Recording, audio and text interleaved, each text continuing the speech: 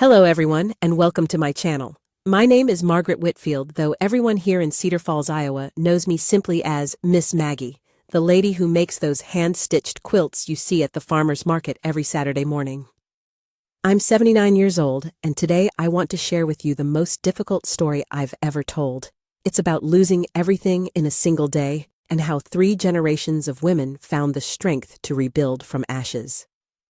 Before I begin, please let me know in the comments where you're watching from.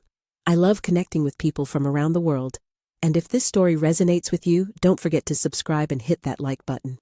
Your support gives me courage to share these painful memories that I've kept locked away for nearly 5 decades. The date was July 28, 1980. I can tell you the exact time, 3:47 in the afternoon, because that's when my world ended and began again simultaneously. I was 34 years old, living what I believed was a stable life in Nashville, Tennessee, married to David Harrison for 12 years. Looking back now with the clarity that only decades can provide, I realize the foundation of our life had been riddled with cracks from the very beginning, hidden beneath layers of middle-class respectability and my own desperate need to believe I'd escaped my troubled past. David worked as a senior loan officer at First National Bank downtown, a position that came with a corner office, a secretary named Victoria Sterling, and the kind of social status that mattered in 1980s Nashville. He was methodical to the point of obsession, controlling in small ways that I'd initially mistaken for reliability and masculine leadership. He balanced our checkbook to the penny every month, decided which movies we'd see, without asking my preference, chose our vacation destinations based on what he considered appropriate for our social standing. "I'm better at making decisions, Margaret," he'd say whenever I suggested alternatives. "Why complicate things with too many opinions? That's how marriages fall apart. Too much democracy and not enough leadership." I'd grown up in rural Burkesville, Kentucky, on a 200-acre tobacco farm where my father Edgar Donnelly ruled with an iron fist that left invisible bruises on everyone who lived there. Edgar was a large man, 6 feet 2 inches of farm-hardened muscle and barely contained rage, who filled doorways and conversations with his imposing presence. He expected immediate obedience and delivered swift, brutal consequences when it wasn't forthcoming. My mother Helen moved through our farmhouse like a ghost made of apologies and flinches, speaking only when spoken to, jumping at sudden sounds, always watching Edgar's face for signs of approaching storms. She'd been beautiful once. I'd seen the wedding photographs hidden in her Bible. But years of living with Edgar had worn her down to a shadow of careful submission and perpetual fear. Even as a child, I knew there were things about our farm that didn't make sense, pieces of a puzzle that my young mind couldn't quite assemble, but instinctively recognized as wrong. Edgar would disappear for hours at night, claiming he was checking fences in the back 40, or hunting coyotes that were bothering the livestock. He'd return well past midnight with scratches on his hands and forearms that he'd dismiss with violent irritation when I asked about them. "Mind your own business, girl," he'd snap, scrubbing the scratches raw at our kitchen sink. "Farm work ain't for children to understand." But I knew farm work had been helping with chores since I could walk. Those scratches looked nothing like the minor injuries that came from mending barbed wire or clearing brush. They looked deliberate, defensive, like something you'd get from fighting. Once, when I was 8 years old, I found a woman's earring in Edgar's toolbox while looking for a screwdriver to fix my bicycle chain. It was a delicate silver butterfly with tiny blue stones that caught the light like captured tears. The earring was beautiful, expensive looking, nothing like the simple gold studs my mother wore to church on Sundays. When I brought it to Edgar, his face darkened in a way that made my stomach clench with instinctive terror. His hand shot out and grabbed my small wrist hard enough to leave finger-shaped bruises that lasted for weeks. "Where did you find this?" he demanded, his voice carrying the quiet menace that was somehow more frightening than shouting. "In the barn, Daddy. It was just lying there in your toolbox." "You don't go through my things, you understand. And you don't mention this to your mother or anyone else. Ever." His grip tightened until tears sprang to my eyes. Some jewelry fell out of my truck from a church donation box I was supposed to deliver to Bowling Green. Nothing for little girls to worry their heads about. But I never saw that earring again, and Edgar's church donation explanation felt wrong, even to my 8-year-old mind. Edgar hated organized religion, called it women's foolishness and weak men's crutch, and only attended Christmas service when Helen's quiet tears finally wore down his resistance. The idea of him voluntarily handling church donations was absurd. There were other oddities that my child's brain filed away without fully understanding their sinister implications. Local women would go missing occasionally, usually transients passing through town, runaways with troubled backgrounds, or women with reputations that made their disappearances less urgent to investigate. While the community would whisper and speculate in hushed tones, Edgar would grow violently angry if anyone mentioned these missing persons in his presence. "People leave," he'd snap, his voice cutting through conversations like a blade. "That's what people do when they can't handle real-life responsibilities. No point in chasing after folks who don't want to be found. Waste of good taxpayer money, if you ask me." Helen would freeze completely during these discussions, her face going pale as milk in a way that suggested she knew more than she was saying. She'd find excuses to leave the room, busying herself with unnecessary tasks, while Edgar held forth on the foolishness of searching for people who obviously don't want to be part of decent society. Years later, when I understood the full horror of what Edgar had been doing to those missing women, I realized my mother had been living with a monster protecting me through her silence while sacrificing pieces of her own soul daily. The scratches on Edgar's hands hadn't come from farm work. They'd come from his victims fighting for their lives. The expensive jewelry hidden in his toolbox hadn't fallen from church donation boxes. It had been torn from the bodies of women who'd made the fatal mistake of trusting a helpful farmer who'd offered them rides or shelter. When I married David in 1968, I thought I was escaping to something infinitely better. He was college-educated, city-sophisticated, everything Edgar wasn't. David wore pressed shirts and polished shoes, spoke in measured tones about interest rates and investment portfolios, never raised his voice or his hand in anger. Compared to the volatile unpredictability of life with Edgar, David's control felt like safety and security. But David's control was more insidious than Edgar's outright brutality. Where Edgar ruled through fear and physical intimidation, David controlled through financial manipulation, social isolation, and the gradual erosion of my confidence in my own judgment and capabilities. "You're too emotional to handle money responsibly," he'd say when I asked to see our budget or questioned expenditures. "Let me take care of the practical things while you focus on what women do best, homemaking and childcare." He monitored our checking account obsessively, questioning every small purchase I made. A magazine at the grocery store checkout became wasteful spending on frivolous reading material. A new lipstick was vanity that doesn't become a married woman. Coffee with neighbors turned into gossiping when you should be managing our household efficiently. Slowly, methodically, David isolated me from friends and outside interests until my world contracted to the narrow confines of our marriage and his expectations. When I mentioned wanting to take evening classes at the community college, David's response was swift and definitive. "We can't afford the tuition right now, and besides, what would you do with more education? You have everything a woman needs right here. A good home, a stable husband, beautiful children. Why complicate things with unrealistic ambitions?" Our children became both my salvation and my greatest vulnerability. Samuel, born in 1970, was a gentle soul who seemed to inherit the best of both our natures, my sensitivity combined with David's methodical intelligence. From his earliest years, Samuel showed an unusual capacity for empathy and compassion that made him the kind of child other parents pointed to as an example. "Why can't you be more like Samuel Harrison?" I'd hear neighbors say to their own children. "That boy never causes trouble, always helps his mama, treats everyone with such kindness and respect." Emma arrived in 1972, and from the moment I first held her tiny form, I knew she was special. Golden-haired and bright-eyed, She had a laugh that sounded like church bells ringing on Easter morning, and a smile that could transform the darkest moods into something approaching joy. Emma was the kind of child who made strangers stop to comment on her beauty. Her infectious giggle, the way she seemed to radiate pure happiness. But Emma was born with polycystic kidney disease, a condition that would define our family's trajectory in ways I couldn't have imagined. Her kidneys were unable to filter waste products, effectively causing dangerous buildups of toxins that required constant medical monitoring and intervention.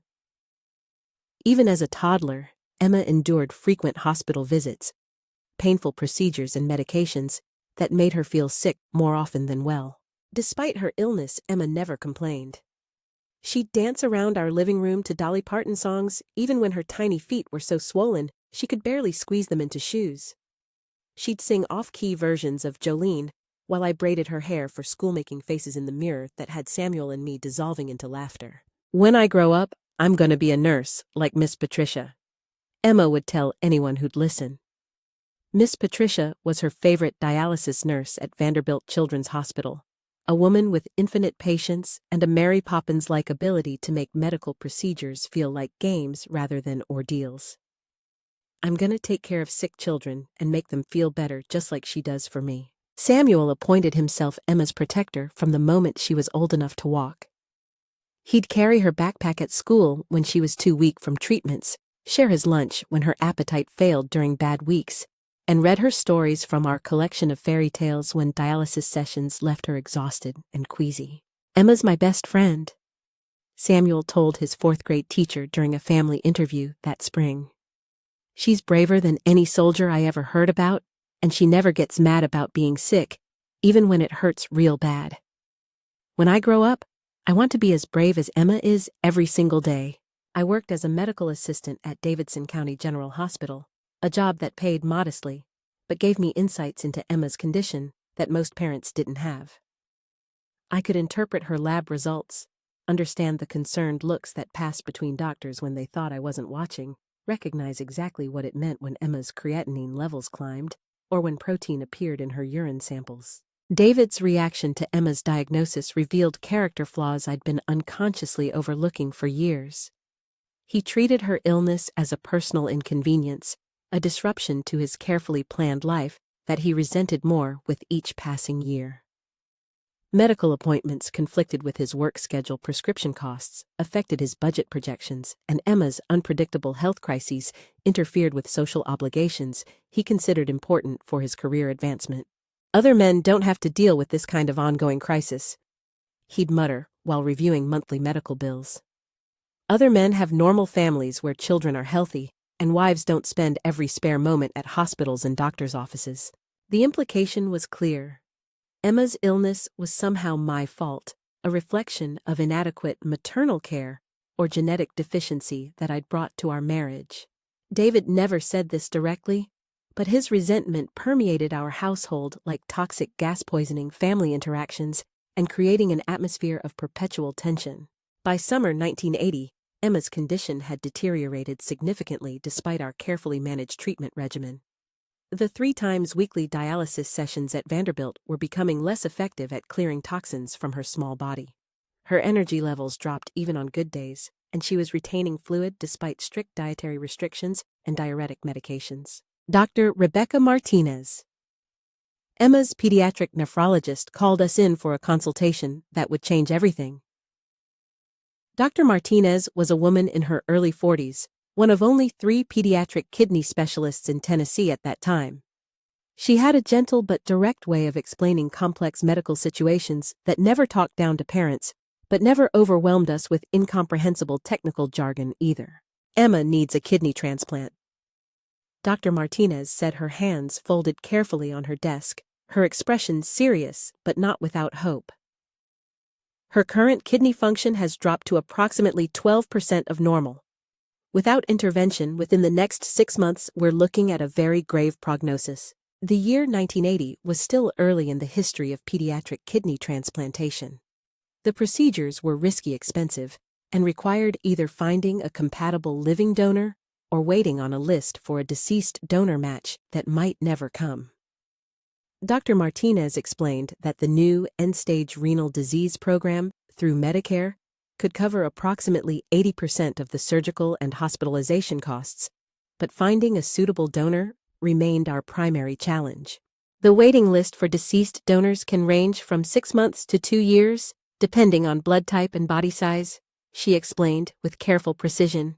For a child Emma's size and blood type, we might be looking at the longer end of that timeline. However, if we can find a living donor, preferably a family member with compatible tissue markers, we could proceed much more quickly and with better long-term outcomes. David was tested first, a process that involved extensive blood work, tissue typing, and comprehensive physical examination to ensure donor safety. I remember sitting in the hospital waiting room while he underwent the preliminary screening, praying with an intensity that left me physically exhausted. I bargained with God, promised anything in exchange for David to be compatible for our family, to have this one piece of good fortune after years of medical struggles. When Dr. Martinez called with the results 3 days later, her voice carried the disappointment I felt before she spoke the words. David wasn't even a basic blood type match, much less compatible for tissue markers. The news hit me like a physical blow, but I noticed David seemed almost relieved by his disqualification. "Well, that settles that," he said with what sounded suspiciously like satisfaction. "At least we know I did my part. Now we can focus on other options without anyone questioning my commitment to Emma's treatment." My own testing was more extensive and took nearly a week to complete. Blood type compatibility, tissue markers, kidney function assessment, psychological evaluation. The medical team needed to ensure I could safely donate while maintaining my own long-term health.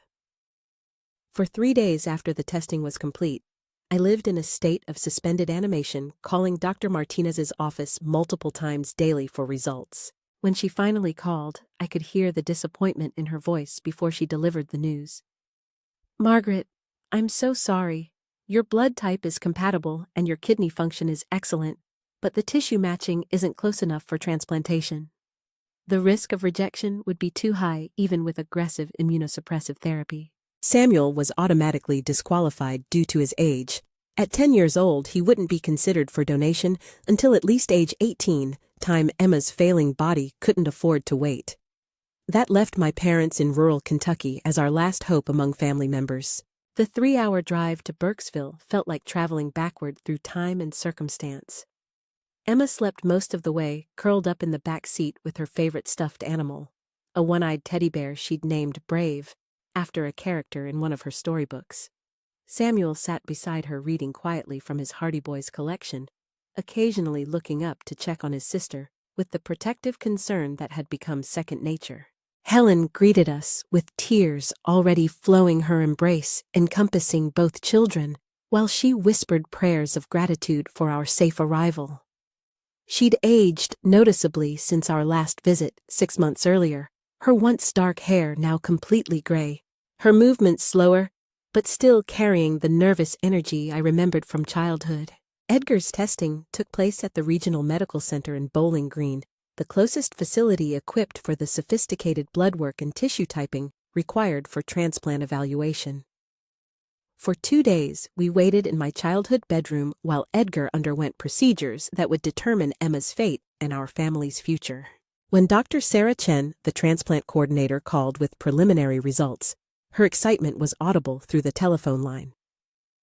"Mrs. Harrison, I have wonderful news about your father's compatibility testing. His blood type is perfect and the initial tissue markers look very promising. We're waiting for final confirmation, but this could be exactly what Emma needs." The next day brought complete validation. Edgar was not just compatible, but an exceptional match, better than transplant teams usually saw between grandparents and grandchildren. His kidney function was remarkable. For a 67-year-old man, all other health markers looked excellent for donation, and the surgical team was prepared to schedule the procedure for the following month if he consented to proceed. I felt like someone had lifted a 1,000-pound weight from my chest and shoulders. Emma would live. My little girl, who dreamed of healing other children, would have the chance to grow up and pursue those dreams. Our family nightmare was finally ending. That's when Edgar delivered the blow that shattered everything I thought I understood about human nature and family loyalty. "I ain't getting cut open for nobody," he said, his gravelly voice carrying the finality of a death sentence. "That's too much risk for an old man like me. Y'all will just have to find another way to handle this problem." The words hit me like physical blows to my chest and stomach. I couldn't comprehend how a grandfather could refuse to save his own granddaughter's life, especially when the medical team had assured us that donor nephrectomy was a routine procedure with minimal risk for healthy adults. The surgery would involve removing one of Edgar's 2 kidneys, leaving him with perfectly adequate renal function, while giving Emma the chance for a normal life. "Edgar, please," I begged, using every argument I could formulate through my shock and desperation. "The doctors say the surgery is completely safe. People live normal, healthy lives with 1 kidney. Emma will die without this transplant. She's your granddaughter." "Then that's God's will," he replied with the same indifference he might show to requests for minor favors. "I don't hold with all this cutting and slicing on healthy bodies. If the child's meant to live, she'll live without my help. If not, well, that's the Lord's decision to make, not mine." David spent over an hour on the phone with Edgar that evening, offering to pay for any surgical complications, to hire private nurses for his recovery period, to cover any lost farm income during his convalescence. Edgar remained unmoved, treating our increasingly desperate pleas with the cold calculation of a businessman declining an unprofitable investment. "Put her on that waiting list the doctors mentioned and pray harder," he said before hanging up abruptly. "That's what churches are for. Asking God to handle problems that ain't got earthly solutions." Helen was devastated by her husband's refusal, though I could see in her face that she wasn't entirely surprised by his selfishness. "Your father's always put his own comfort before anyone else's needs," she told me privately while Edgar was outside doing evening chores. "I'm ashamed to call him my husband, but I learned long ago that I can't change his mind once it's made up. I'm so sorry, Margaret. I wish I could donate myself, but with my diabetes."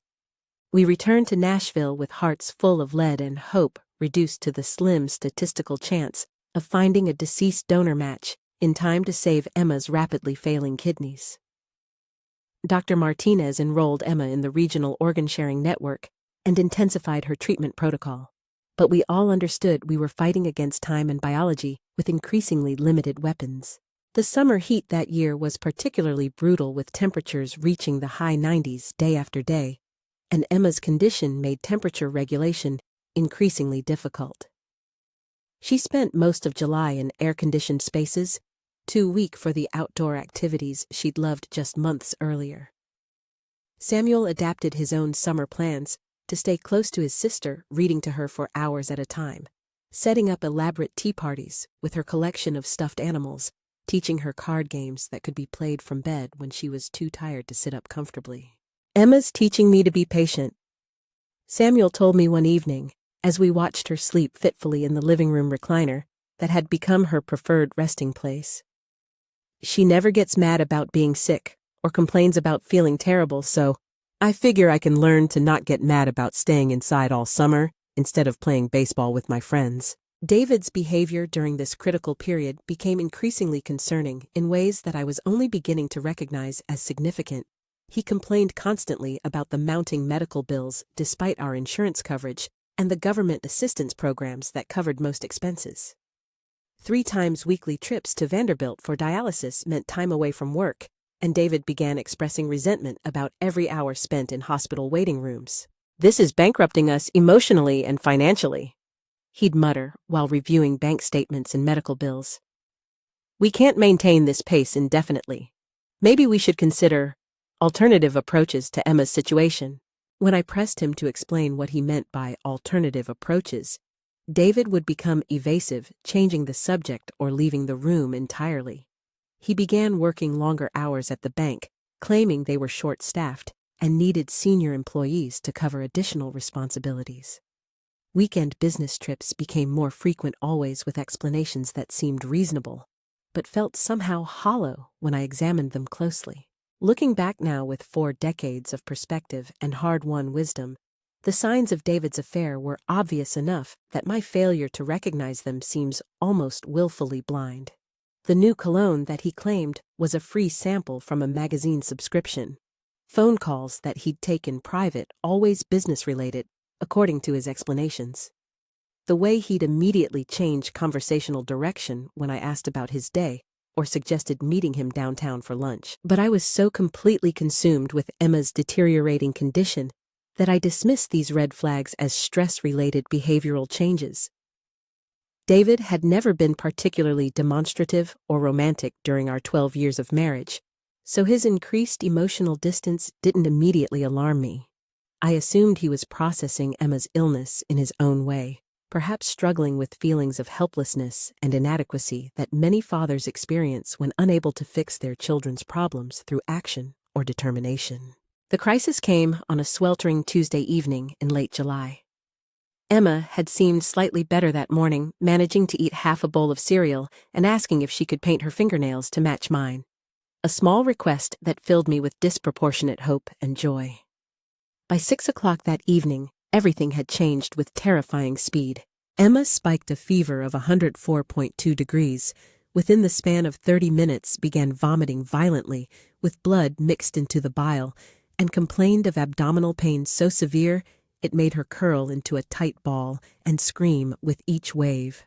Her skin took on a grayish pallor I'd never seen before, and when I checked her pulse, it was racing at nearly 140 beats per minute, while her breathing became rapid and shallow. I called David's office immediately, knowing he'd claimed to be working late on quarterly loan reviews. The night security guard answered after multiple rings and told me that no one was in the building, except maintenance staff who were cleaning offices after hours. Panic rising in my throat like bile, I tried David's new company cell phone, one of those bulky Motorola Dynatac devices his bank had recently issued to senior staff for emergency client contact. The call went straight to an automated voicemail system with a generic message about the caller being unavailable. I left increasingly frantic messages describing Emma's condition and begging David to call the hospital immediately, but received no response as precious minutes ticked away. With no time to locate my missing husband and Emma's condition deteriorating by the minute, I called our neighbor, Mrs. Patterson, a retired registered nurse who'd helped us through several minor medical emergencies over the years. She arrived within minutes, took one look at Emma's condition, and immediately agreed to stay with Samuel while I rushed Emma to Vanderbilt's emergency department. The drive through Nashville's evening traffic felt like an eternity stretched on a rack of desperation and terror. Emma drifted in and out of consciousness in the passenger seat, occasionally moaning with pain, but mostly frighteningly silent.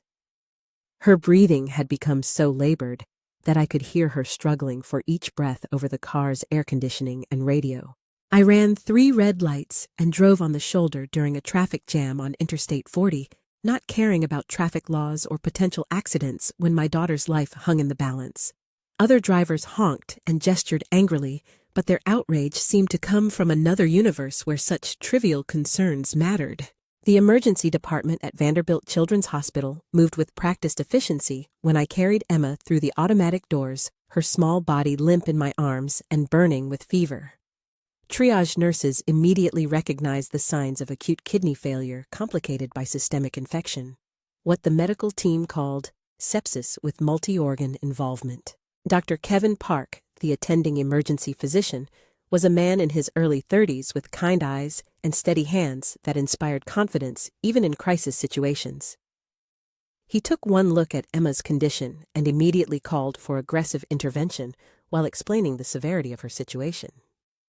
"We're looking at complete kidney shutdown with systemic bacterial infection," he said, while nurses established multiple IV lines and connected Emma to monitors that beeped and flashed with alarming urgency. "The infection has spread throughout her bloodstream and is beginning to compromise other organ systems. We're going to do absolutely everything medically possible, but I need you to understand that the situation is extremely critical." For the next 6 hours, I existed in a suspended state between hope and despair, sitting in a family waiting room that smelled of industrial disinfectant and barely contained human anguish. The chairs were uncomfortable vinyl, designed more for easy cleaning than comfort, and the fluorescent lighting gave everyone a sickly pallor that seemed appropriate for the circumstances. Samuel arrived around midnight with Mrs. Patterson, his young face pale with worry and confusion about why his father still hadn't appeared, despite my repeated attempts to contact him through every available channel. Samuel curled up beside me on the waiting room chairs, asking questions I couldn't answer about where Daddy was and why he wasn't there during Emma's crisis. "Where's Daddy?" Samuel asked for the third time, his voice small and uncertain. "Why isn't he here? Emma's really sick, isn't she? He's trying to get here, sweetheart," I replied, the lie tasting bitter in my mouth. Sometimes grown-up work makes it hard to leave right away, but I'm sure he'll be here soon. I continued calling David's numbers every 30 minutes throughout that endless night, leaving increasingly frantic messages on his office voicemail and cell phone system. I even called the bank's emergency contact line, where a tired-sounding operator took my information and promised to attempt to locate Mr. Harrison regarding this family medical emergency. At 3:20 in the afternoon, I remember the exact time because it's burned into my memory like a brand. Dr. Park returned to the waiting room with the expression I'd been dreading. That particular combination of professional composure and genuine human sorrow that medical professionals master when delivering news that will destroy families. "Ah, Mrs. Harrison," he said gently, sitting down in the chair across from me and leaning forward with his hands clasped. "I'm so very sorry. We utilized every medical intervention available, but Emma's infection was too aggressive and her kidneys were too damaged to recover function. She passed away peacefully at 3:20 this afternoon." The words hit me like a series of physical blows to my chest and stomach. The waiting room tilted sideways sounds became muffled and distant, and I felt like someone had reached into my chest cavity and torn out my heart with bare hands, leaving only a gaping hole that would never heal properly. Samuel collapsed against me, his sobs echoing the silent screaming inside my own head. My beautiful Emma, who dreamed of healing other children, who danced despite constant pain, who made everyone around her smile just by existing in the same room, was gone forever. The child who'd painted my fingernails that morning, who'd whispered, "I love you, Mama," before falling asleep in my arms during the drive to the hospital, would never open those bright blue eyes again. The administrative requirements that follow a child's death are particularly cruel. While your heart is completely shattered and your mind can barely process the most basic thoughts, hospital staff require you to make immediate decisions about organ donation, funeral arrangements, death certificate details, and a dozen other bureaucratic necessities that seem impossibly complex when you can barely remember how to breathe. Mrs. Patterson stepped in to help navigate this nightmare of paperwork and procedures, while I struggled to form coherent sentences or understand what people were asking me to decide. Her nursing background and natural compassion made her invaluable during those first horrible hours when I couldn't function as anything resembling a competent adult. "Would you like to see Emma one more time before we transfer her to the funeral home?" Dr. Park asked with infinite gentleness. I nodded wordlessly, not trusting my voice to work properly. They had moved Emma to a private room and removed all the medical equipment that had been sustaining her failing body. Someone, probably one of the nurses, had arranged her small form with dignity and care, making her look like she was sleeping peacefully after a long, exhausting day. Her golden curls were spread across the pillow like spun sunlight, her mouth slightly open as it would be when she napped on our living room couch after playing too energetically. Her hands were folded across her chest, and someone had cleaned away all traces of the medical crisis, leaving only my beautiful daughter looking serene and pain-free for the first time in months. I sat beside her bed and took her still warm little hand in mine, marveling at how small and delicate her fingers looked. I sang softly the lullaby I'd hummed to her since the day she was born. "Golden Slumbers" by the Beatles which had been playing on the radio the afternoon she came into the world 8 years earlier. Golden slumbers fill your eyes, smiles await you when you rise. Sleep, pretty baby, do not cry, and I will sing a lullaby. The words came out cracked and broken, but I sang them anyway, hoping somehow that Emma's spirit could hear her mother's voice one last time. I don't know how long I stayed there holding her hand and singing our special song. Time had lost all meaning in a world that no longer contained Emma's laughter and bright presence. Eventually, a nurse appeared, with gentle firmness explaining that they needed to prepare Emma's body for transfer to whichever funeral home I selected. The ride home from the hospital felt like traveling through someone else's nightmare. Everything looked different now. The familiar houses on our street, the playground where Emma had insisted on using the swings despite her weakness, the mailbox she'd decorated with flower stickers last spring. The world had continued spinning while mine had stopped completely, and the disconnect was disorienting and surreal.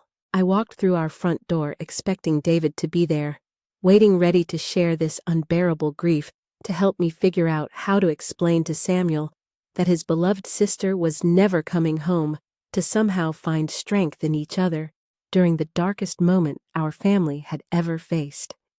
Instead, I found an unlocked house, which was unusual since David was obsessively concerned about home security and always checked the locks multiple times before leaving. The living room looked subtly wrong in ways I couldn't immediately identify. Cushions were displaced on our carefully arranged sofa. Emma's favorite throw blanket was crumpled on the floor instead of folded neatly, where she always left it after her afternoon rest periods. David's reading glasses were missing from the end table, where he invariably placed them, and there was a coffee cup on the kitchen counter that I didn't remember leaving there. I called David's name, my voice echoing strangely in the unnatural silence of our home. No response, but I could hear water running somewhere in the house. The shower based on the sound's location and intensity. And underneath the water noise, I could hear something else that made my blood turn cold in my veins. Laughter. Adult laughter. Not David's familiar chuckle that I'd grown accustomed to over 12 years of marriage, but higher-pitched, distinctly feminine laughter mixed with deeper masculine tones I recognized as my husband's voice. Intimate laughter. The kind of breathless, excited laughter that happens between lovers who believe they're alone and unobserved. My hands trembled uncontrollably as I approached our bedroom door, which stood slightly ajar, revealing a sliver of afternoon sunlight streaming across the bed where Emma had crawled between David and me on Sunday mornings, insisting on pancakes shaped like hearts and stories about princesses who saved themselves through courage and cleverness. I pushed the door open with my fingertips, and the scene that greeted me will be burned into my memory until the day I die. David and a woman I recognized immediately were naked in our marital bed, completely absorbed in their passion, utterly oblivious to my presence in the doorway. The woman was Victoria Sterling, the bank's new loan officer who'd been hired 6 months earlier. A redhead with calculating green eyes and the kind of aggressive ambition that made her memorable at the few bank social functions I'd attended as David's dutiful wife. Victoria had been at Emma's last birthday party in May, sitting at our kitchen table eating my homemade cake and complimenting my decorating skills while asking detailed questions about Emma's special medical needs with what I'd interpreted as genuine concern and compassion. They saw me simultaneously, their faces cycling through shock recognition, and something that looked disturbingly like irritation, as if I were interrupting something important rather than discovering the complete destruction of our marriage on the day our daughter had died. Victoria scrambled frantically for our bed sheets, slipping on our hardwood floors in her panic to cover her naked body. Her face went completely white when she fully processed who was standing in the doorway, and I could see her mind racing to calculate the implications of being caught in such circumstances. David's reaction was even more revealing and disturbing. After the initial shock wore off, his expression shifted to something that resembled annoyance more than guilt or remorse. He made no effort to cover his own nakedness or show any shame about the situation, as if my unexpected appearance was merely an inconvenience rather than a catastrophic betrayal. Margaret, I can explain. He started, his voice carrying the tone of someone who'd been interrupted during an important business meeting rather than caught committing adultery. Emma's dead. The words fell into the room like stones dropped into perfectly still water, creating ripples of silence that seemed to expand forever. David's mouth opened and closed soundlessly, like a fish gasping for air outside its natural element. Victoria's hands flew to cover her mouth, her eyes wide with what might have been genuine shock or simply fear at being discovered in such compromising circumstances. She died this afternoon at 3:20 while you two were... I gestured vaguely at the scene before me, unable to complete the sentence that would make this nightmare fully real and irreversible. The rage that followed was unlike anything I'd ever experienced in my 34 years of life. It started deep in my stomach like molten metal heating, to dangerous temperatures rising through my chest and burning behind my eyes, until I felt like my entire body might spontaneously combust from the sheer intensity of my fury and revulsion. I heard myself screaming, though I don't remember making any conscious decision to raise my voice. I remember throwing things, David's clothes from our dresser drawers, Victoria's purse, and scattered clothing, the alarm clock that had woken us for 8 years of what I'd foolishly believed was a stable, loving marriage. Victoria fled like a startled animal, gathering her scattered belongings, while David made half-hearted attempts to grab my arms and restrain my violent reaction. She dressed hastily in our hallway, not even bothering to button her blouse properly, before escaping through our front door, leaving David to face the consequences of their betrayal alone. When Victoria was gone, and we were alone in our destroyed bedroom, surrounded by scattered clothing and broken objects, David finally showed some semblance of human emotion. His face crumpled with what appeared to be genuine grief, though I was no longer capable of distinguishing between authentic feeling and manipulative performance. "She's really gone," he whispered, and for a moment I could see something that might have been real sorrow in his eyes. But it was far too late for displays of paternal grief. The betrayal had poisoned everything between us, contaminated every shared memory, and destroyed any possibility of mutual comfort during our time of loss. How could he have been in our bed with another woman while our daughter fought for her life 50 miles away?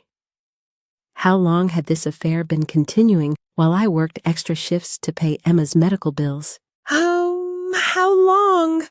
I demanded, my voice hoarse from screaming but steady with cold determination. How long has this been going on?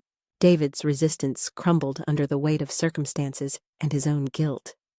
6 months, he admitted, his voice barely above a whisper. It started in January. It was just comfort at first. You were so completely focused on Emma's medical problems that we barely talked anymore except about doctors and treatments and mounting expenses. 6 months. The timeline hit me like another physical blow to my already battered emotional state. 6 months meant this betrayal had begun during Emma's worst period, when her kidney function first started declining rapidly, and she'd needed both parents focused entirely on her care and emotional support. You've been sleeping with another woman for half a year while our daughter was dying. I said the words feeling surreal even as I spoke them. David had the audacity to look defensive, as if his infidelity was somehow justified by circumstances rather than a choice that revealed his fundamental character. You pushed me away, Margaret. Every conversation was about Emma's condition, Emma's treatments, Emma's needs. I felt like I didn't have a wife anymore, just a nurse who happened to share my bed and checking account. The selfishness of his justification was breathtaking in its completeness. Our 8-year-old daughter had been fighting for her life, requiring constant medical attention and emotional support, and David's primary concern had been his own needs not receiving sufficient attention and priority.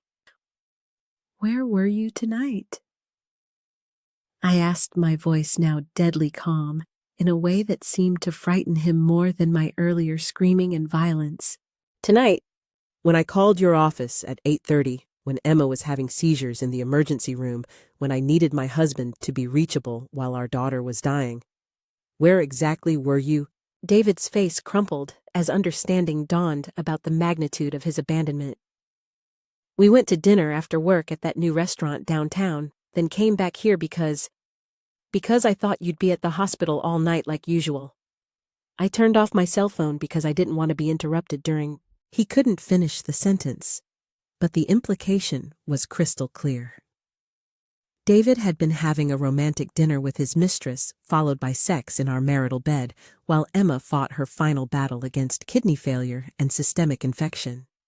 He had deliberately made himself unreachable during our daughter's last hours of life, choosing sexual pleasure over parental responsibility.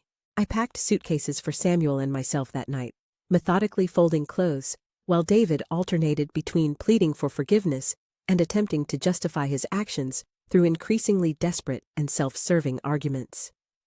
He followed me from room to room like a lost dog, offering explanations that revealed the true depth of his narcissism and the shallowness of his commitment to our family's welfare. "I never meant for this to happen," he said as I carefully folded Samuel's school clothes. "Emma's illness put enormous stress on our marriage that neither of us was equipped to handle. Victoria understood what I was going through in ways you couldn't because you were too close to the medical crisis to see how it was affecting me." What you were going through?" I stopped folding and stared at him with complete incredulity. "What about what Emma was going through? What about what Samuel and I were going through?" "That's not what I meant." "Yes, it is exactly what you meant," I interrupted with cold precision. "You made our daughter's terminal illness about your own convenience and comfort. You turned to another woman instead of supporting your family during the worst crisis we'd ever faced as a unit." David's justifications grew more desperate and less coherent as the night progressed. He claimed Victoria had pursued him aggressively, that the affair was meaningless physical release rather than emotional connection, that grief and stress had clouded his judgment and moral compass. None of his explanations mattered anymore.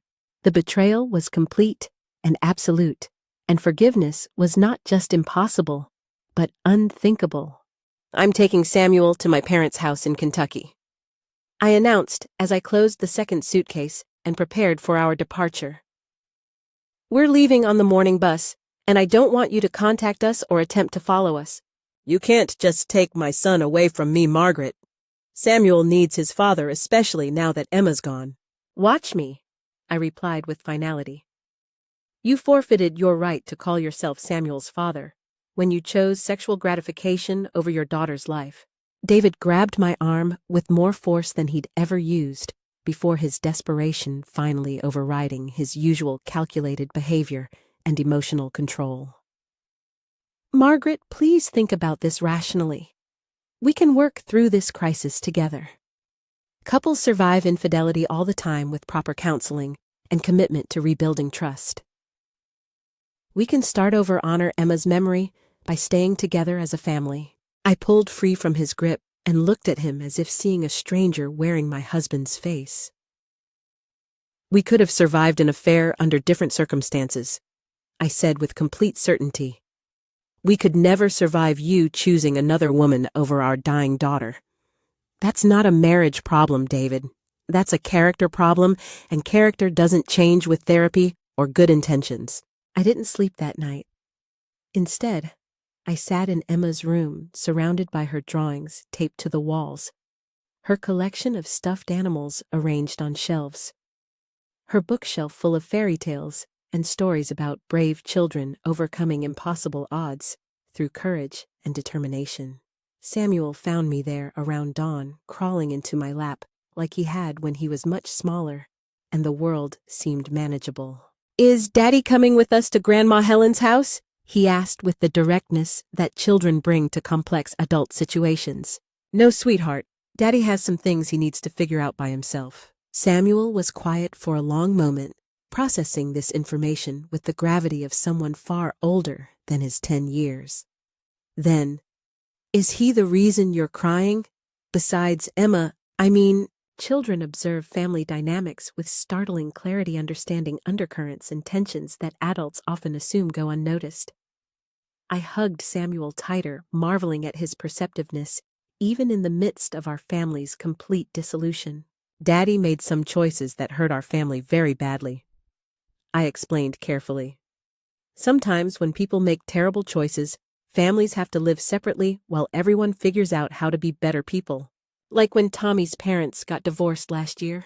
Something like that, yes. We caught the 9 a.m. Greyhound bus to Burkesville, Kentucky, carrying everything we owned in 2 battered suitcases and a canvas bag filled with Emma's most precious belongings. David didn't try to prevent our departure, though he stood in our driveway as the taxi pulled away, still wearing yesterday's clothes and looking like a man who'd lost everything without understanding exactly how it had happened so quickly. The bus ride through Kentucky's rolling hills gave me time to think, to plan our immediate future, to imagine starting over in the small town where I'd grown up. My mother had promised to help with Samuel's schooling and my job search, and I could probably find work at the county medical clinic or the regional hospital in Bowling Green. The pay would be modest, but it would be honest work in a place where Emma's memory wouldn't be contaminated by David's betrayal. Helen met us at the Burkesville bus station with tears already flowing and arms open wide enough to encompass both Samuel and me simultaneously. She'd aged noticeably since our last visit 6 months earlier, her once dark hair now completely silver, her movements slower and more careful, but her embrace still carried the strength and comfort I remembered from childhood. "My poor babies," she whispered, holding us both against her thin frame. "Come on home now. You're safe here, and we'll figure out everything else as we go along." The farmhouse where I'd grown up looked smaller and more weathered than my childhood memories suggested, affected by Kentucky winters and Edgar's general neglect of maintenance and repairs. But it still smelled like my youth. Biscuits baking in the oven, lavender sachets hidden in the linen closet, the faint scent of my mother's rosewater cologne that she'd worn for as long as I could remember. Samuel explored the house with the resilient curiosity of childhood, while Helen and I sat in her kitchen at the same Formica table where I'd done homework assignments 20 years earlier.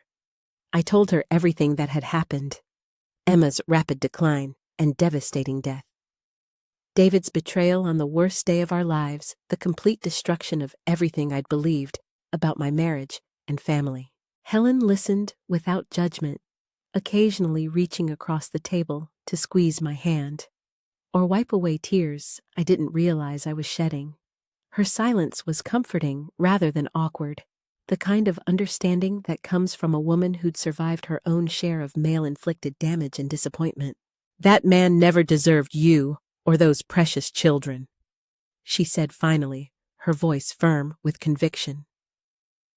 "You're better off without him, even though I know it doesn't feel that way right now, when everything hurts so much you can barely breathe. Where's Edgar?" I asked, noticing my father's absence from what should have been a family reunion during crisis. "Out checking the tobacco crop," Helen replied, but something in her tone made me look up sharply. Her hands were gripping her coffee cup with unnecessary force, and she kept glancing toward the kitchen window that faced the barn and back fields. "Mom, is everything okay between you and Edgar?" She hesitated for a moment too long before answering, her eyes not meeting mine directly. "Your father's been more difficult lately than usual. His temper's gotten worse since his back started acting up again this spring, and he's been drinking more heavily. Maybe it would be best if you and Samuel stayed in town at Mrs. Crawford's boarding house, at least until you get settled and find your own place." This suggestion surprised me considerably. I'd expected to stay in my childhood bedroom at least temporarily while I figured out our next steps. The boarding house was expensive money I couldn't afford to spend with no job prospects and limited savings from my hospital work. "We'll be fine here, Mom," I assured her. "Samuel and I don't take up much space, and I can help around the house with cooking and cleaning until I find work in town." Helen's face tightened with what looked unmistakably like fear, an expression I'd never seen from my generally anxious but not terrified mother. Margaret listened to me very carefully.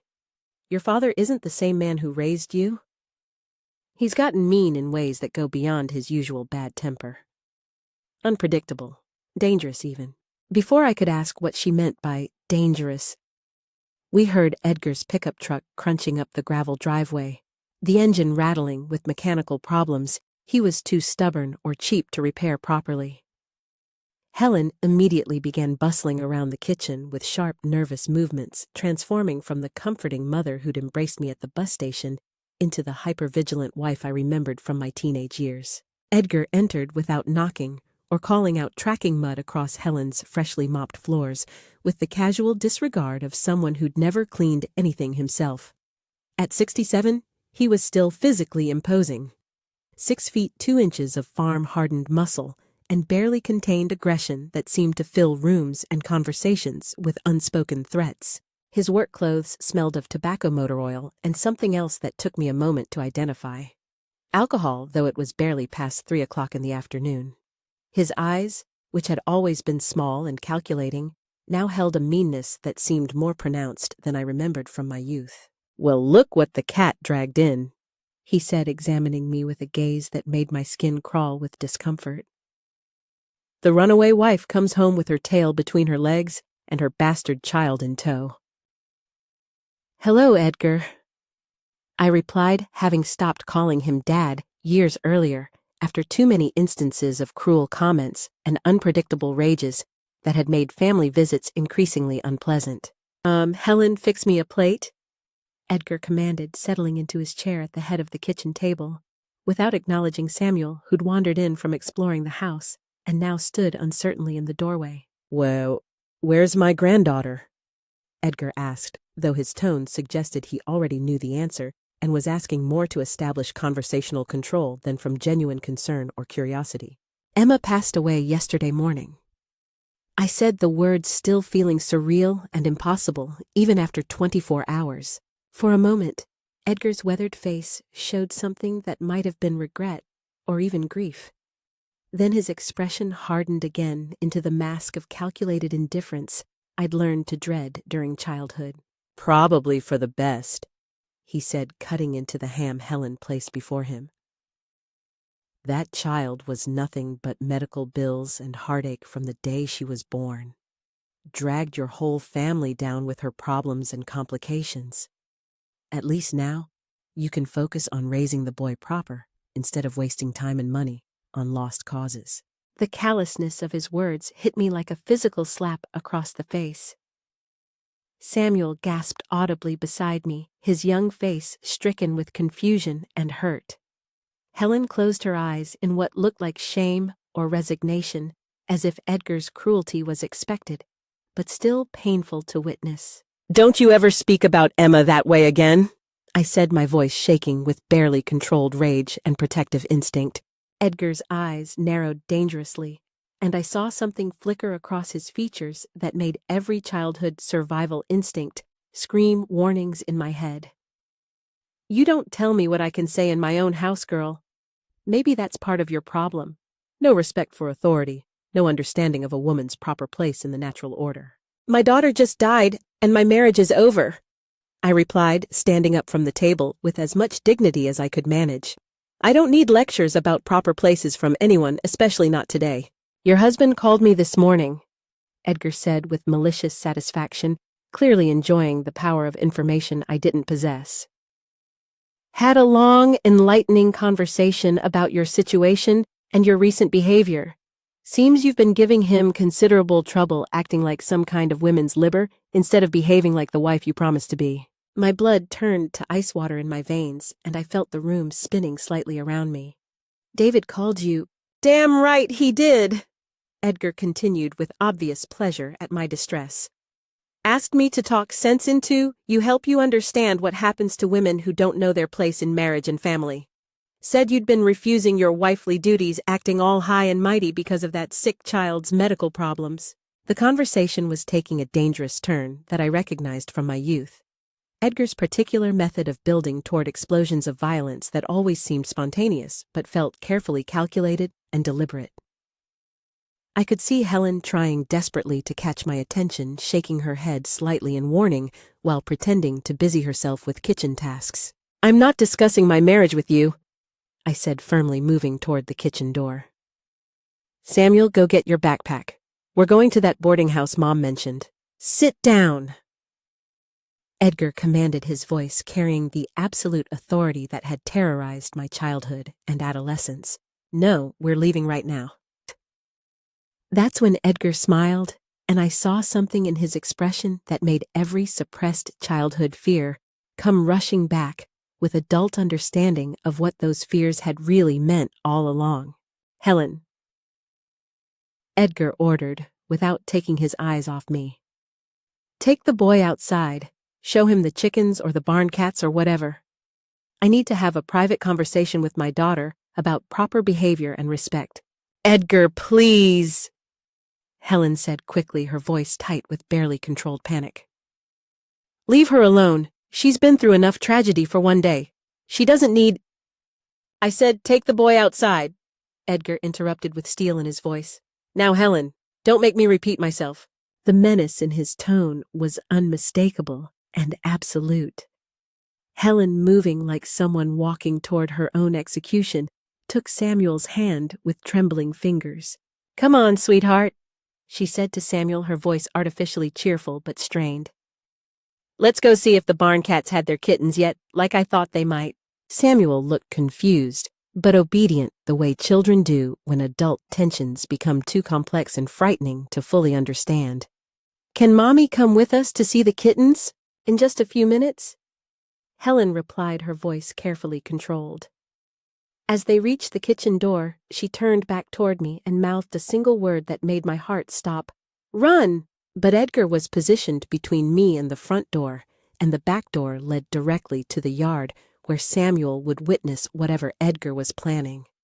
I was trapped in that kitchen with a man whose expression had transformed from paternal authority into something predatory and calculating. When we heard the screen door close behind Helen and Samuel, Edgar's entire demeanor shifted like a mask being deliberately removed.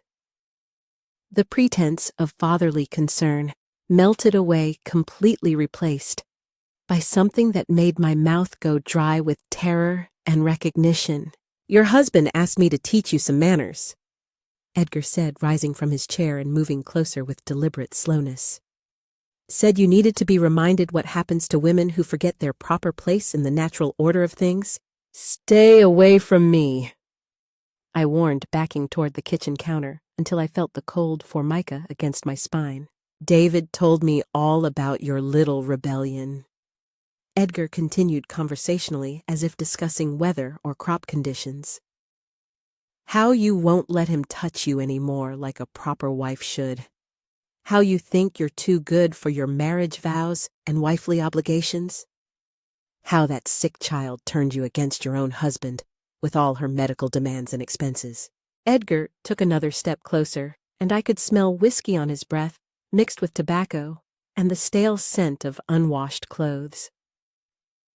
He asked me to break you in properly, like a wild horse that needs training and discipline. Said once you learned proper respect for male authority, you'd go back to Nashville and be the obedient wife you promised to be when you took your wedding vows. The horror of understanding what David had arranged, what Edgar was planning to do, gave me a surge of adrenaline that felt like electricity coursing through every nerve in my body. This wasn't spontaneous violence born of Edgar's legendary temper. This was a planned assault coordinated between my husband and my father, designed to terrorize me into absolute submission. No, get away from me, I screamed, reaching desperately for anything within range that might serve as a weapon. A wooden spoon, a coffee mug, the knife Helen had used to slice ham. Edgar laughed at my pathetic attempts at self-defense, the sound harsh and ugly in the afternoon quiet. Fighting just makes it hurt worse, he said with casual authority. Your mother learned that lesson early in our marriage. Took her a few tries to understand, but she figured out eventually that cooperation causes less damage than resistance. The casual way he mentioned Helen's rape, because that's what it was, spousal rape that had been legal and socially acceptable for decades, made my vision blur with rage and revulsion. Edgar had been violating his own wife for 40 years, and now he intended to do the same to his daughter as a favor to her husband. Edgar's hands, still strong despite his age, grabbed my wrists and forced me against the kitchen counter, with enough violence to knock the breath from my lungs and leave bruises that would last for weeks. His body pressed against mine with obvious arousal, and I could feel his excitement through his worn jeans. "This is what happens to disobedient women," he growled, forcing my arms behind my back while grinding his pelvis against me. "This is what your husband should have done months ago instead of letting you get ideas above your proper station in life." I fought with everything I had, kicking, scratching, trying to bite any part of him I could reach. But Edgar was stronger, heavier, and energized by decades of unchecked male entitlement and the kind of rage that comes from absolute power being questioned or challenged. That's when I heard the gunshot. The sound was deafening in Helen's small kitchen, and Edgar immediately released me and spun toward the doorway where my mother stood holding Edgar's deer rifle, a .30-06 that usually hung over the living room fireplace as decoration. Helen's hands were shaking violently, but her voice was absolutely steady and determined. "Step away from my daughter right now, Edgar. This ends today." "Put that gun down, Helen," Edgar said with less confidence than I'd ever heard in his voice. "You don't have the guts to use it, and we both know it." "I've had the guts for 20 years, Helen replied with deadly calm. "I just never had sufficient cause until this moment." Edgar moved slightly away from me, clearly not believing that his submissive wife of 4 decades would actually shoot him. "You're making the biggest mistake of your life, old woman. Put the rifle down before someone gets seriously hurt." "Someone's already been hurt," Helen said, stepping closer with the weapon trained steadily on Edgar's chest. "Too many someones for far too many years. Sarah McCullough was hurt. That hitchhiker girl 3 years ago was hurt. How many others, Edgar? How many women have you killed and buried on this property over the years?" My legs nearly gave out as understanding crashed over me like a tsunami of horrific revelation. Edgar wasn't just an abusive husband and would-be rapist.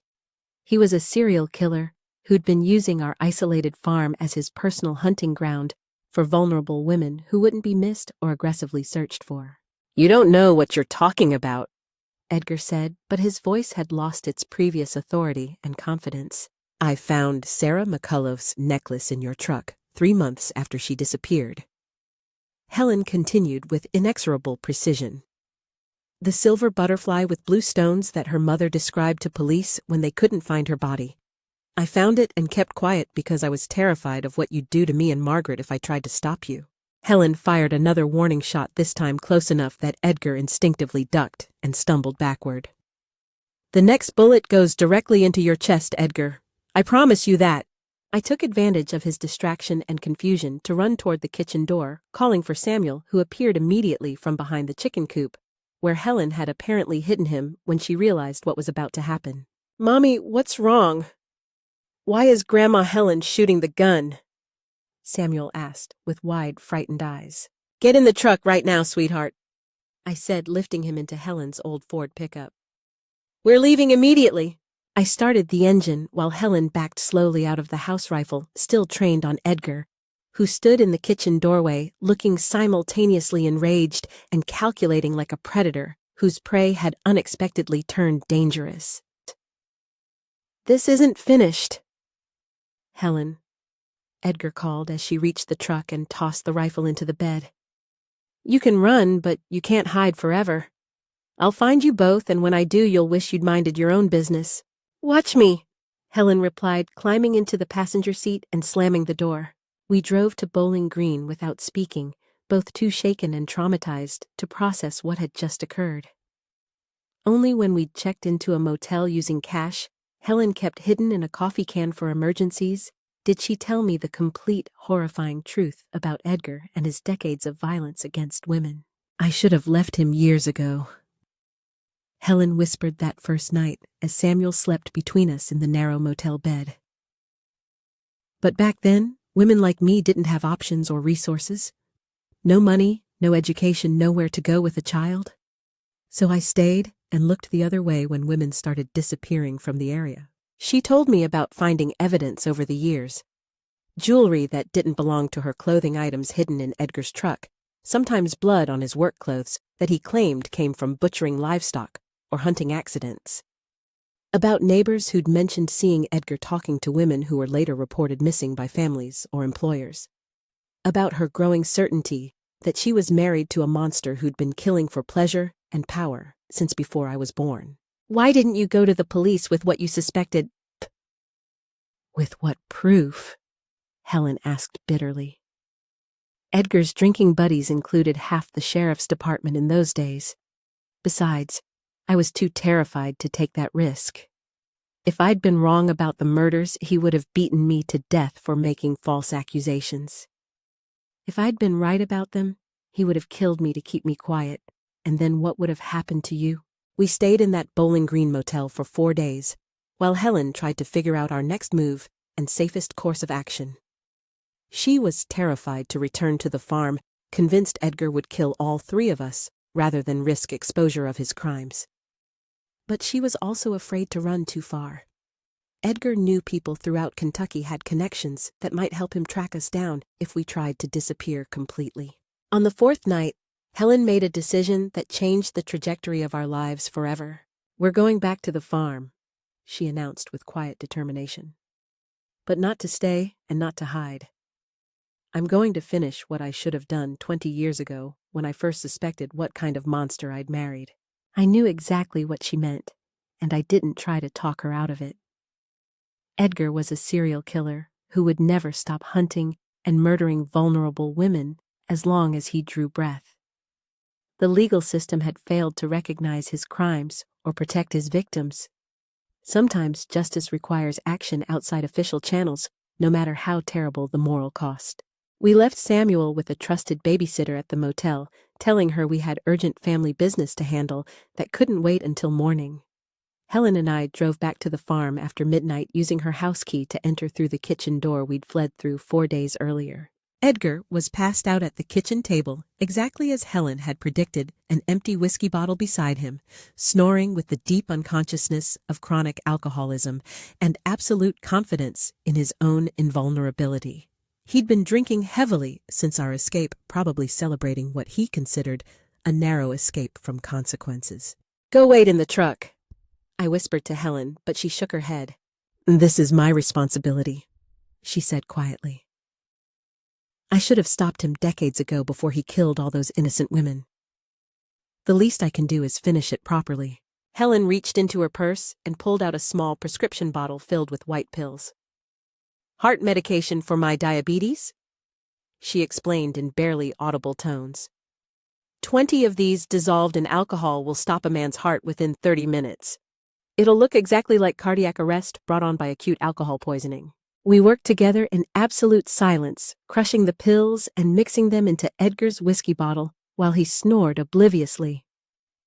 His breathing was deep and regular, the sleep of a man who felt completely secure in his power and immunity from consequences or justice. Edgar Donnelly died sometime before dawn on August 3, 1980.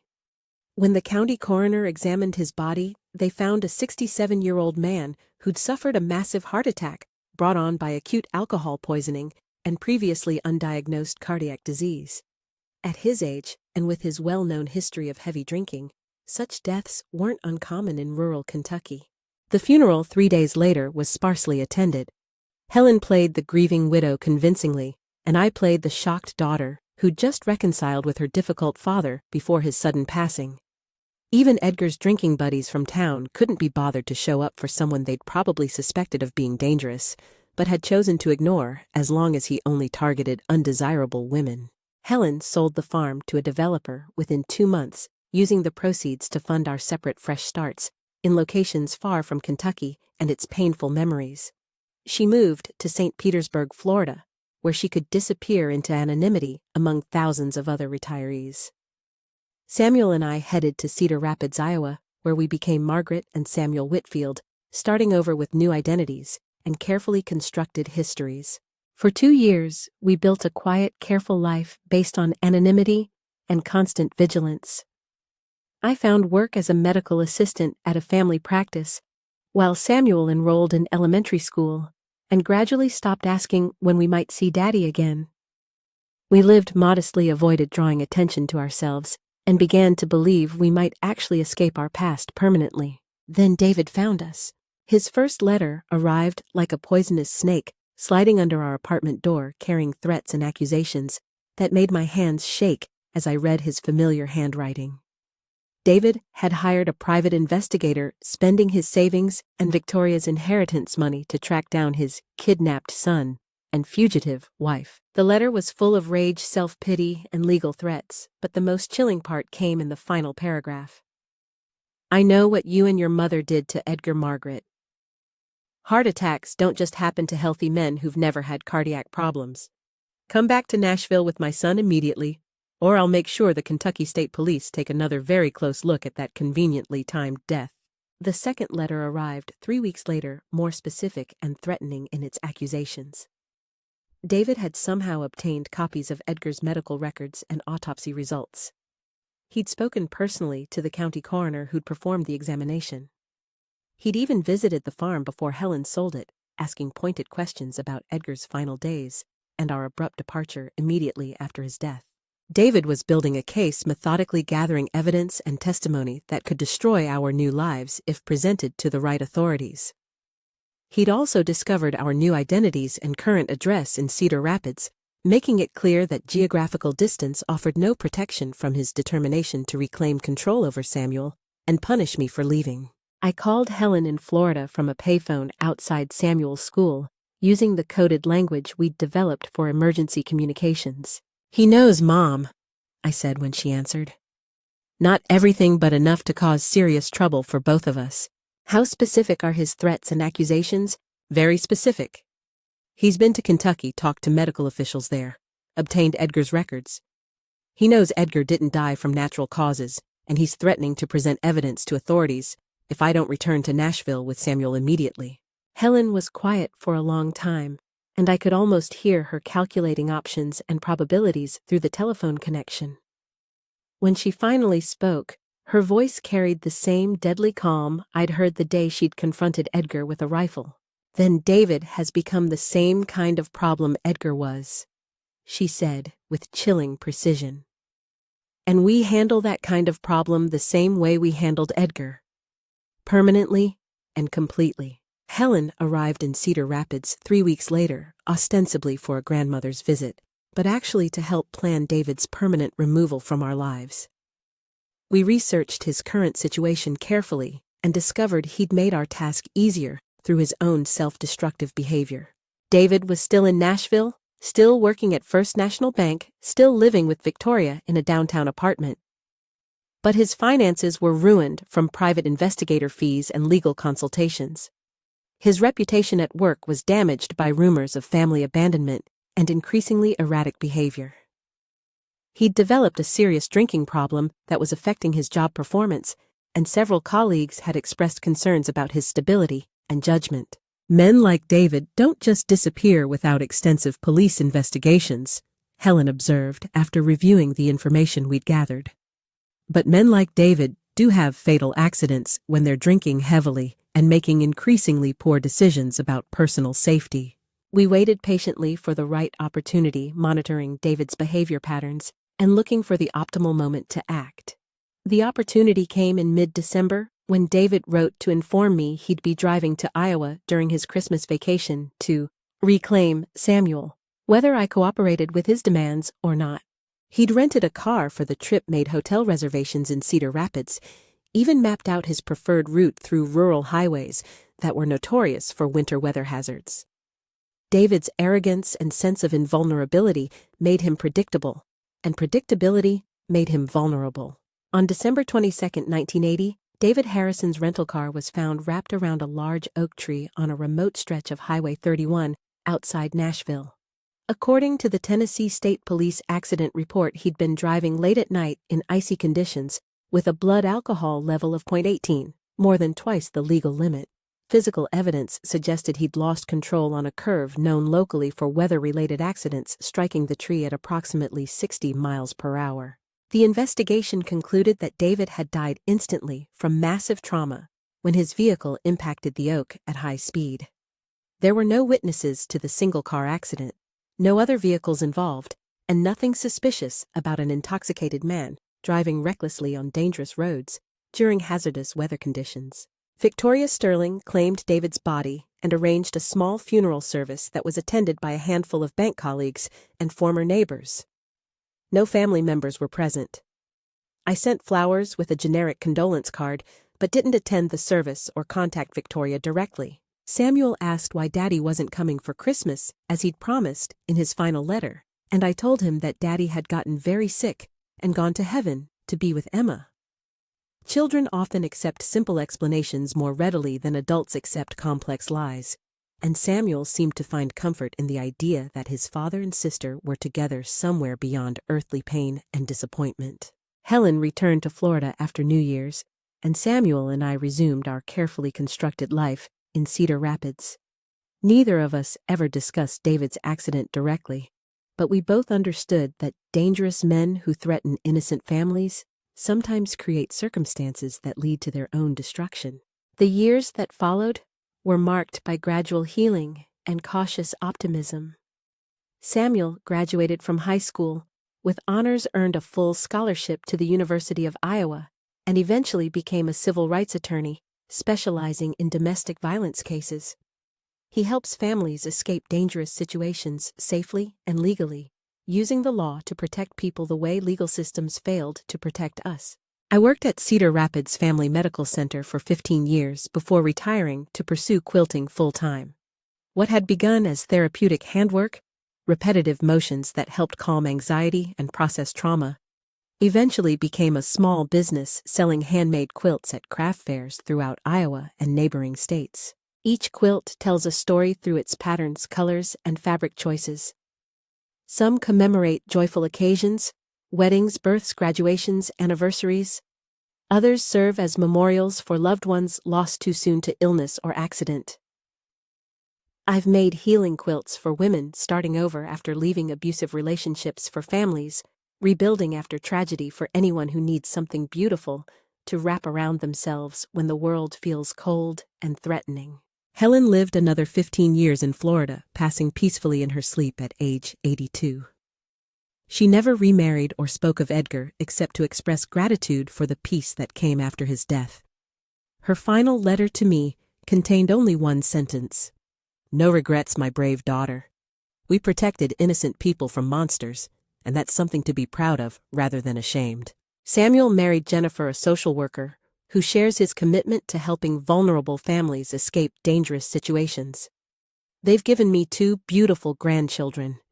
Emma Rose, named for the sister Samuel barely remembered but never forgot, and David Christopher, names we chose to reclaim something positive from associations that had been poisoned by evil men. When I moved to Cedar Falls 5 years ago, the community welcomed Miss Maggie and her quilts without questioning my past or pressing for details about family members who were never mentioned in casual conversations. Sometimes, the kindest thing neighbors can do is accept people as they present themselves without demanding explanations for how they survived their particular storms. Last month, while organizing papers for estate planning, I discovered the final letter David had written before his death. One that was never mailed but was found in his apartment after the accident. Victoria had forwarded it to me years later, though I'd never found the courage to open it until recently. Reading David's words 43 years after Emma's death, I felt only profound gratitude that such a man had been permanently removed from our lives. The letter revealed the true depth of his malevolence and narcissism in ways that still have the power to shock me. David admitted to hoping Emma would die quickly so the medical expenses would stop draining their finances. He described his affair with Victoria as justified because I'd chosen a dying child over my living husband's legitimate needs. He detailed elaborate plans to take Samuel away from me, permanently ensuring I'd never see my son again, as punishment for turning him against his father with lies and manipulation. Most disturbing was David's revelation that Edgar's assault on me hadn't been his original idea. Edgar had volunteered to break me in properly after David called to complain about my rebellion against proper wifely submission. Edgar had apparently provided similar correction services for other men in the area whose wives needed attitude adjustment and behavioral modification. Reading those words, I understood that we'd eliminated not just individual threats to our safety, but interrupted a network of abuse that might have continued destroying lives for years. Edgar and David were kindred spirits who viewed women as property to be controlled through violence when psychological manipulation proved insufficient. I'm sharing this story after 43 years of silence because other women need to hear these truths. Too many of us endure abuse, betrayal, and violence because we're taught that family loyalty matters more than personal survival. Too many of us sacrifice ourselves on the altar of keeping the peace, while dangerous men continue hurting innocent people without consequences. I don't tell this story to glorify vigilante justice or encourage anyone to take human lives. I tell it to demonstrate how completely our legal and social systems failed us, how isolated and vulnerable we became when official protections proved inadequate against determined predators. Helen spent 40 years married to a serial killer because she was too terrified to seek help from authorities who might not believe her testimony or protect her from retaliation. I endured 8 years with a man who resented our terminally ill child and conspired to have me sexually assaulted into absolute submission. When we finally found the courage to act, the price was enormous. The nightmares, the guilt, the knowledge that we'd crossed moral lines that forever changed who we were as human beings. These are costs I wouldn't wish on my worst enemies. If you're trapped in a dangerous situation, please exhaust legal options first. Domestic violence hotlines, women's shelters, law enforcement officers trained in family violence intervention. These resources exist and should always be your first recourse. Fight through official channels whenever humanly possible. But if the system fails you completely, if you face genuine threats to your life or children's safety with no legal recourse available, remember that ordinary people have found extraordinary courage when survival demanded it. Sometimes the choice isn't between right and wrong, but between different kinds of wrong, and choosing the lesser evil to protect innocent lives. The men we killed were monsters who would have continued destroying lives indefinitely if allowed to live. Edgar was a serial killer who preyed on vulnerable women for decades. David was a narcissist who viewed his family as possessions to be controlled through psychological torture and physical violence. Stopping them permanently saved unknown future victims, but it also condemned us to carry the weight of taking human lives for the rest of our days. Even necessary killing leaves permanent scars on those who commit it. We found peace eventually, but it was hard-won through years of psychological struggle and moral reckoning. I pray you never face choices like ours. I pray the system protects you better than it protected us. I pray justice comes through legal channels that preserve your moral innocence along with your physical safety. But if darkness corners you with no legal escape route, remember that survival itself is a form of resistance against evil. Protecting your children is a sacred duty that transcends conventional morality. Sometimes the most loving thing you can do is ensure that dangerous people can never hurt your family again, regardless of the personal cost. Thank you for listening to this difficult story that I've carried alone for far too many years. Thank you for witnessing truths that needed to be spoken, even though they're painful to hear and impossible to forget. Subscribe to this channel if you believe in the power of women to protect each other when no one else will. Like this video if you understand that survival sometimes requires terrible choices that haunt you forever, but were still the right decisions under impossible circumstances. My name is Margaret Whitfield, though the world knows me as Miss Maggie. I'm 79 years old, a grandmother, a quilter, a survivor who's witnessed humanity's capacity for both ultimate evil and necessary courage. The sun rises even after the darkest nights, and sometimes it illuminates possibilities we never imagined during our bleakest hours. God bless you all wherever you are in your own journeys, whatever darkness you may be facing. You're stronger than you know, braver than you feel, and more capable of transformation and transcendence than you can possibly imagine. Take care of yourselves and each other. This is Miss Maggie signing off until we meet again.